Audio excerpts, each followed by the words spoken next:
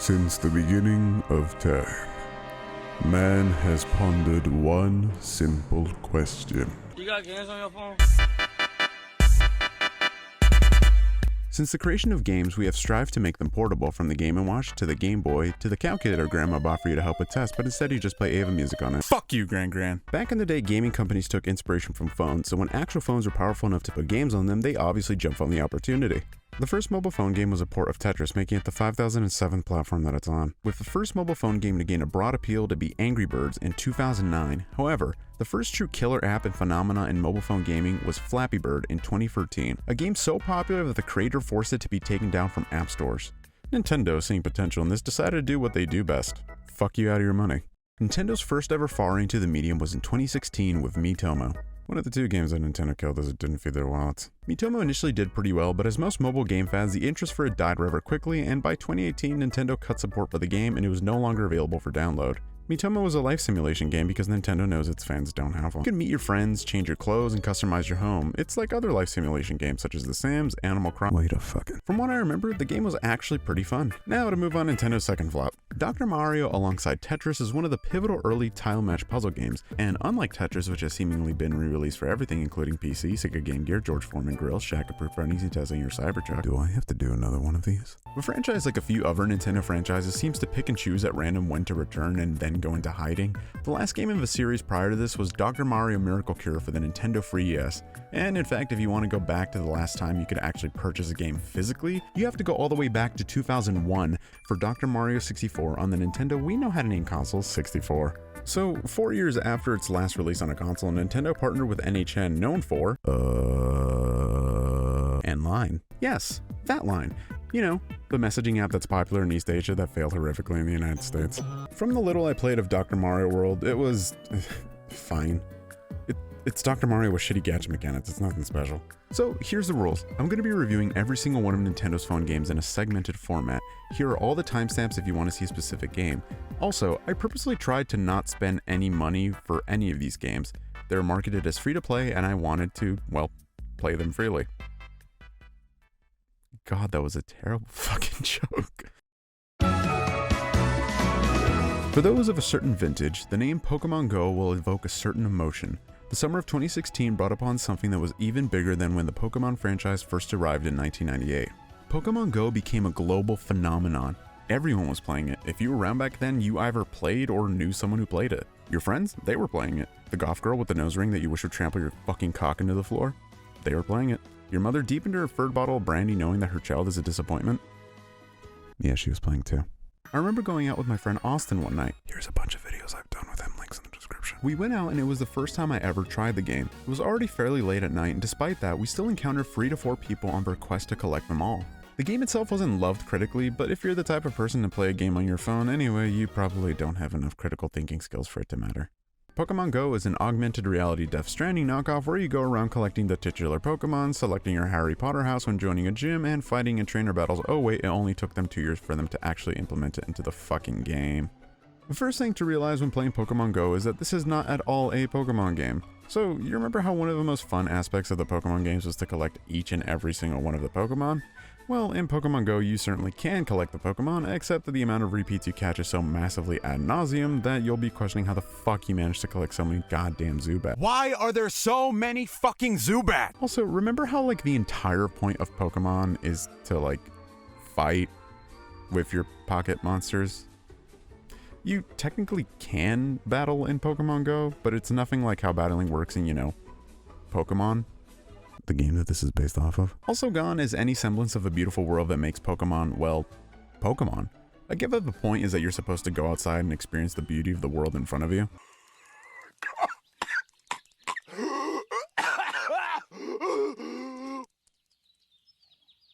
What kind of place is this? But the bland and drab world map is just objectively bad to look at.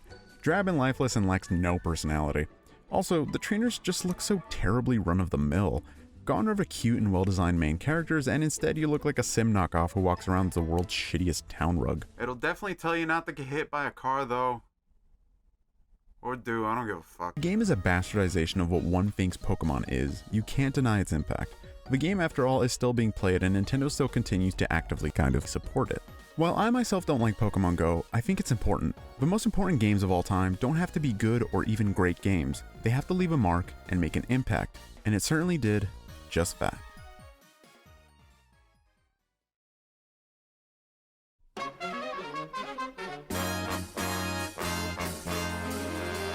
In the wake of Pokémon GO, Nintendo, along with their partners DNA? Fuck.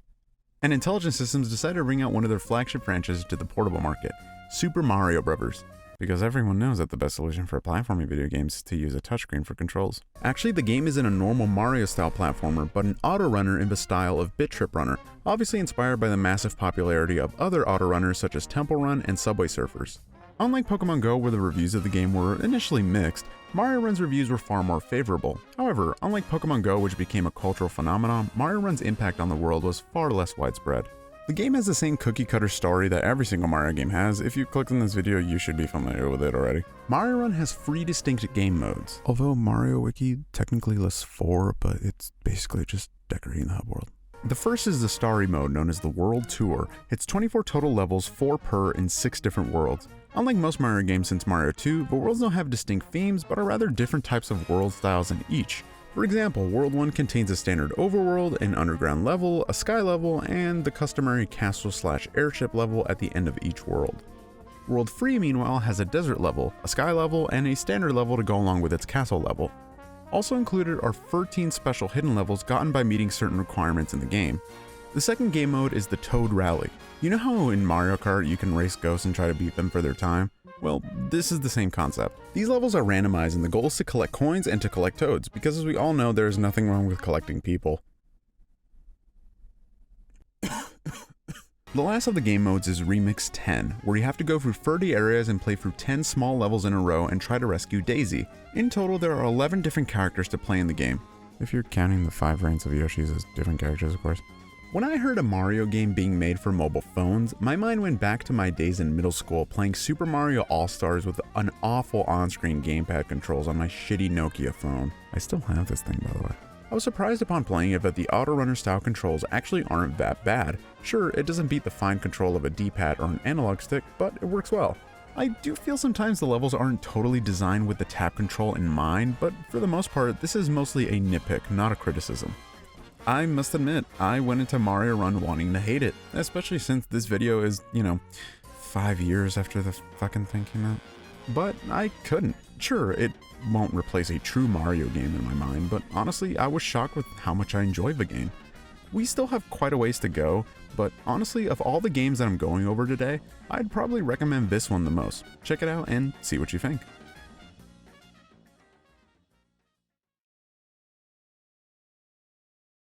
So when me and Edward were discussing writing the script, I wanted to make this video how it is, as you can see by the runtime, a longer one that goes in depth with the game. He said, and I quote, "I will hop off this script and kill you if you actually review this game." I love my friends. Magikarp Jump is a meme. I'm convinced that that's the only reason it was made. The intro is cute, the writing for the game is witty and self-aware, at least in the English version. I don't know, man, I'm not Nihongo Jozu. Fuck! The game literally takes forever to beat, despite it basically just being an over-glorified Tamagotchi simulator that I'm not even kidding. The way to train your precious Magikarp is to do that button-mashing minigame from Mario Party on your fucking phone. The protagonist looks like he would be rejected in the role of a hentai. Like, speaking of, the other trainers you fight in the game are also hentai protagonists. Is this just where they all live? Oh god. Anyways, it would be funny if your Magikarp died and if you didn't log in for a while. 2 out of 10 on IGN, not enough water.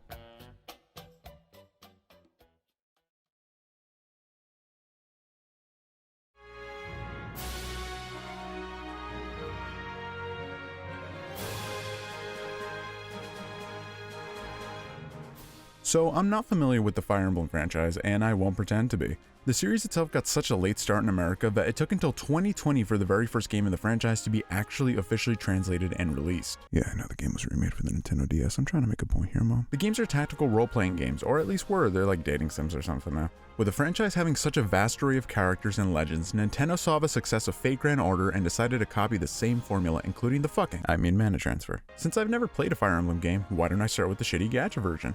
I also had one goal in mind coming into this. Again, I know nothing about Fire Emblem, but there is one character I've seen whom I desperately wanted to get into my party. Lyn. Holy fuck did I want Lyn. Then something just snapped. Something inside of me. I didn't care anymore. I didn't care about being better than Kakarot. I didn't care about being a Super Saiyan. I didn't care if I lived. I didn't care about anything. And then it happened. The game starts with you getting isekai'd, and the people who find you automatically treat you like a god king because Japan totally loves foreigners. The two royal siblings of the Kingdom of Asker, Prince Alphonse and Princess Sharina, are the ones who find you. They identify you as a member of the Summoner class because, of course, the moment your Sansec life ends, you become one of the most powerful classes. They then decide to most irrational decision of forcing someone who is randomly selected to take part in a war that they have no part of. Oh. Well, not like you had any other plans, so now you aid in war crimes and kidnapping other able people and convincing them to work for your cause with no pay. Also, you engage in casual slavery because, as we know, there is nothing wrong with collecting people. The basic gameplay is essentially the same as the previous entries in the Fire Emblem franchise. You're on the world's shittiest chessboard and you go around fucking each other over. As for amassing your volunteer army, you'll need orbs that the game just gives them to you at the start. Once you have enough orbs, then you'll head to the summon section and find which market suits your interest. The first pull's free and you'll see 4 colors: red, green, blue, and white. The colors indicate which weapon and class it'll be, so if you need a certain color, then you can pick it, then leave. Now your heart And cook. can be content with the bikini Lyn you just pulled. As to actually using your no free will waifu, there's story mode, arena mode, training mode, and other areas, but it's all the same. Just different people to fight and hoping you fed her enough materials to be strong. And if you've been a good sheep and fed Papa Nintendo enough money and got repeat pulls, the game allows you to merge 2 of the exact same characters. So instead of 2 of your questionably legal waifus, you can have one that'll get you just the same amount of jail time. Also, this game is Download Simulator 2000. Jesus fuck. While it's downloading 1.51 gigabytes Of fucking PNGs! let's end this one with our thoughts and prayers. There's a lack of consequences in the game story-wise because the soldiers you command can die a tragic death, but ain't no one gonna shed tears for a 4-star or below jailbait. Since you can sacrifice any character to another and transfer skills, it lowers the concept of individuality, as that means anyone's 5-star plus 10 battle Game of the Year edition and Knuckles 4K HD Dolby Atmos maxed out waifu will be stronger than yours and have amassed any skill known to man. That aside, the game's decent for those with money, commitment, and a lust for questionable PNGs. Again, I'm not the biggest Fire Emblem fan, but this is a pretty interesting way to get introduced to the franchise and has definitely made me interested in at least checking out some of the games. That said, Faco has better hentai. Next game. Again, much like Fire Emblem Heroes, I won't sit here and pretend that I have a ton of experience with the franchise. Although, you can see my first true experience with an Animal Crossing game in the New Horizons playthrough on Lucent Harlock. I went into this game with the same open-mindedness that I went to in the New Horizons playthrough. I'd heard that, both in terms of reviews and anecdotally, Pocket Camp wasn't very good. Why was that? Well, because this game has no soul. I wanted to give this game a genuine review. I asked Edward about it. I asked friends who have or haven't played it, but I couldn't. Now, I'll be fair for a second, right? I'm not the advocate for these games. Life simulation games just aren't my cup of tea. If you've seen the New Horizons playthrough, you'd be acutely aware of the fact that these kind of games just aren't what I look for in a video game. Look, I work at an anime store making $15.96 an hour. I'm depressed and spend my time dicking around trying to make content. You think a daily life video game is what I need? But I think it speaks volumes for Pocket Camp more than the others. Likewise, I'm not a fan of mobile games in general. Hilarious how it took this long to mention that. But I find something just so utterly soulless in this. I understand the appeal somewhat. You know, you wake up, you make a cup of coffee or whatever, and you fiddle around on your phone for like 5 minutes and get in a quick sesh of Pocket Camp. But no, this isn't that. Gacha games, for all the hate they rightfully deserve, I get it. I understand the reason to come back. Then something just snapped. Something inside of me. I didn't care anymore. I didn't care about being better than Kakarot. I didn't care about being a Super Saiyan. I didn't care if I lived. I didn't care about anything. And then it happened. There's nothing here. If you want to take this more as a grilling of the life simulation genre than Pocket Camp itself, go ahead. That's fine by me. The goal of Animal Crossing games has always been rather simple: complete tasks and upgrade your town. At its core, that's what these games are. Pocket Camp has an almost different approach. The game just feels sort of listless. You catch fish, you collect fruit, collect materials, the whole 9 yards. The joy was in decorating the camp referred to in the title, getting your favorite villagers to stop by, and one of the prime factors that ruined this and immediately seemed really scummy to me is the posturing of a monetary gain for Nintendo. Bells were essentially ditched and made worthless for a different currency also in the game: leaf tickets. The easiest way to gain them, you might ask: payment. Now, I'm a man who finds the pay-to-win system excruciatingly frustrating. To essentially lock so much of the content of the game behind essentially a paywall, that's just insulting. It's not like I don't understand the reasoning. Nintendo probably realized that the game wasn't making enough money and thus elected to make more of the features placed behind a paywall. But if that was the case, why bother? The game is hemorrhaging money, and your solution is to force an already slim player base to forgo for cash in a supposed free-to-play game. This rings especially worse considering that while, yes, you have the option of purchases in the games we talked about before, you don't have to spend your money. Sure, you might posit, well, you don't have to in Pocket Camp either, but then the sense of progression in the game is just absolutely ruined. Again, this might be my feelings just towards these games leaking out far too much, right? But genuinely, what's the point in playing a game for probably less than 15 minutes a day and having next to no progress? Sure, gacha is scummy, but if you're invested in the story, you at least have a reason to return. Behind the cute characters, the pretty aesthetic, and appeal of an Animal Crossing game on your phone, there's nothing to write home about. I said it at the top, this game is soulless.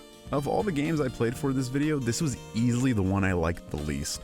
It's a shame because in theory, Animal Crossing on the go, especially for those who love the franchise, would have been a boon. On to greener pastures then.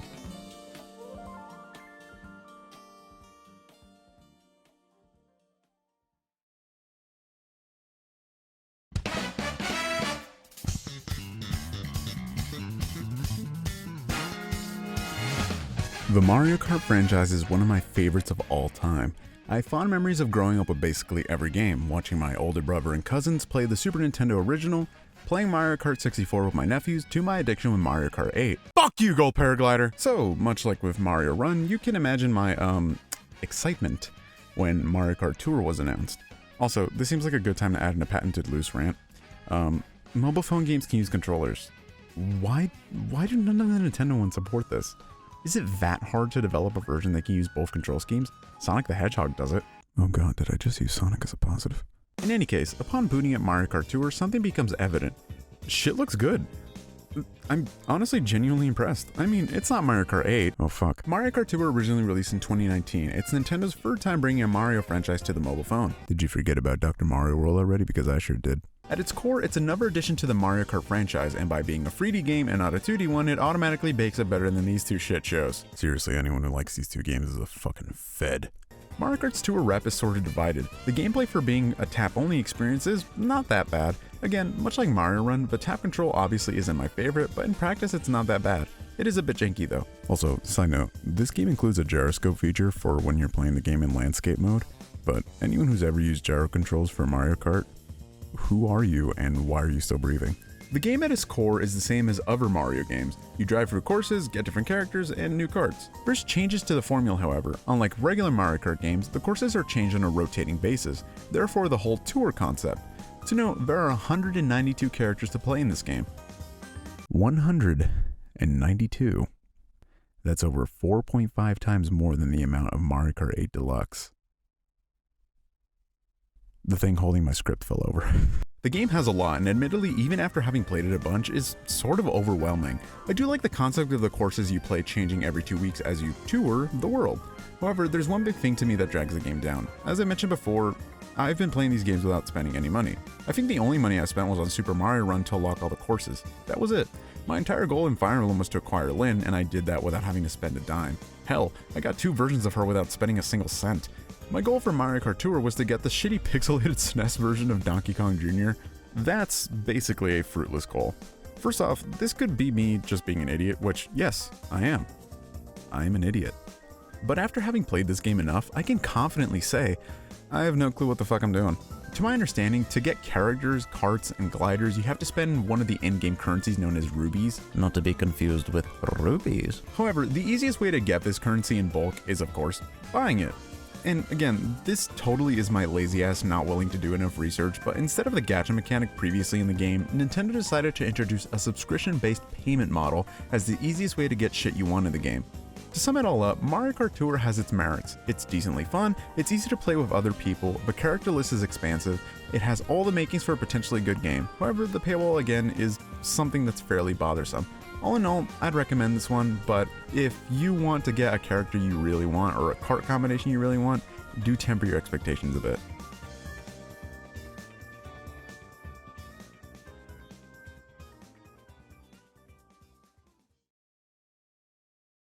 Remember back in the Pokemon Go section, I was complaining about how the game was basically just, the traveling part of Pokemon without an actual real good battle system?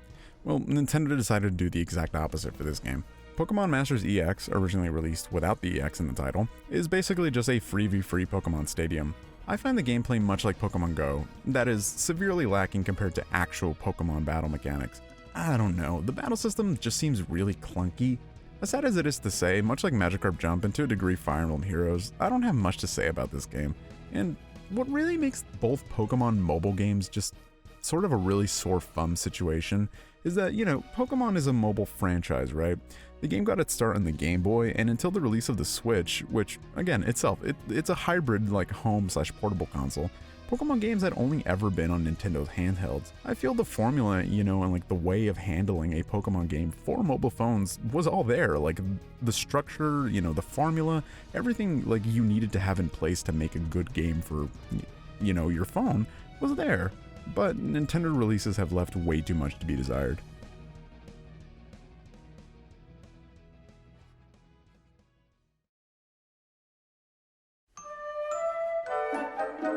Because Nintendo throughout its history has never had an original idea once in its fucking life, we got Pikmin Bloom, an augmented reality location-based game revolving around planting Pikmin. Tell me where you've heard this before. The prototype for the game dropped in early 2021 and has been receiving updates by the developers ever since. Typically in the Pikmin games, you are discovering new landscapes and sorting for different puzzles you solve using the Pikmin at your disposal. Pikmin Bloom doesn't play like that. Instead, it counts your steps within a given day and gives you rewards based on the amount of steps you did. The game warns you not to play it while driving.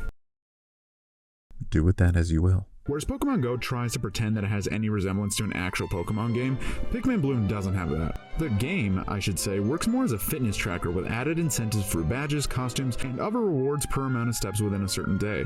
The game does have some love behind it, whether it be through its oil-based concept art or the cute and absurd costumes that Pikmin obtain upon collecting them, or the oil-based costumes you put the Pikmin in to absolutely fuck their brains up. Pikmin Bloom serves as a casual reminder to step out of your comfort zone, walk around for a little around your city, and drop a trail of flowers increasing the planting seed of your Pikmin. Even events within the game see it to that you venture out and try to find seedlings in your city to collect silly-ass Pikmin motherfuckers even with sillier decor. I hope that games get more appreciation and include some Pikmin 4 exclusive content to reward fans for their dedication. Side note, Edward, who wrote this part of the script, his two best Pikmin are called Blue Balls and Swamp Ass.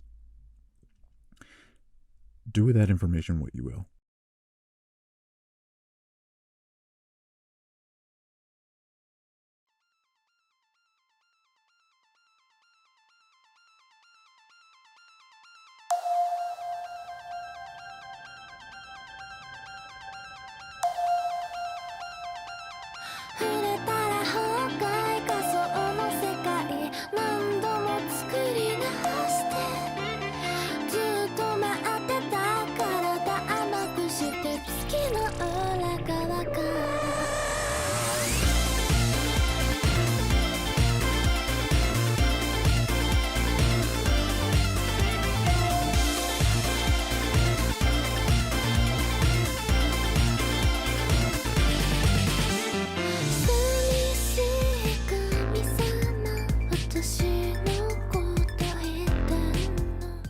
Of all the games I've played for this video, this is easily my favorite. As if it isn't abundantly clear by now, I'm not a fan of gacha games, but there was something so fun to me about Dragalia Lost. It's not like the game is the greatest experience I've ever had, but it's really fun. In fact, I think the utter simplicity of the game is what made my experience with it so worth it. The game is an action RPG, and I'd try to summarize the plot, but honestly, it becomes so batshit insane that it's worth playing just to find out how the end game is reached. To summarize the start at least, you're the prince of a kingdom. Technically you're named Yuden, but you can name it whatever the fuck you want. You, your hot sister, and this game's Paimon head off to a forest to set a pact with a dragon and get a special rock. Shit happens and your totally legally sexable sister gets kidnapped by your guys' dad, who's not actually your dad because his body's possessed by the big bad. You also meet Daddy Step on Me Daddy, and Pink Hair Emotional Wreck. Oh, Ellie Sand's here too. Anyway, the game is fairly long and takes a while to complete, but honestly, it's worth doing. The gameplay is really easy, but also pretty fun. In a weird way, the game gives me Dynasty Warrior vibes, where you just mash a button to destroy your enemies. Man, I am a fucking monkey. The game's story is insane, the gacha is fairly easy, and you don't need to pay to win to even have fun. And lastly, the music. The music is done by J-pop artist Daoko, and man, it's a fucking banger. The game introduced me to Daoko's music, and honestly, I'm eternally grateful. Seriously, if you have the time, take a listen to her Thank You Blue or Anima albums. Homegirl has some serious fucking talent. It's a shame though that earlier this year, Nintendo announced that they would end support of Dragalia Lost, which has made me a very sad boy. Support for the game ends on November 29th, 2022. At the release of this video, you probably won't have much time to try and play it, but honestly, I'm really hoping that Nintendo and co-developer Psy Games make an offline version for people to enjoy, because this game is definitely worth it. The story, the music, everything. It's worth it.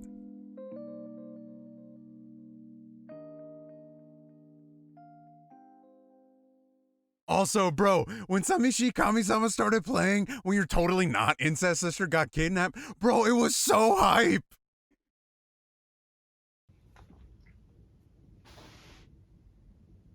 So this video took forever to make. I originally started work on this video back in 2019 after the Extra Lives Mario video, and then just never finished it.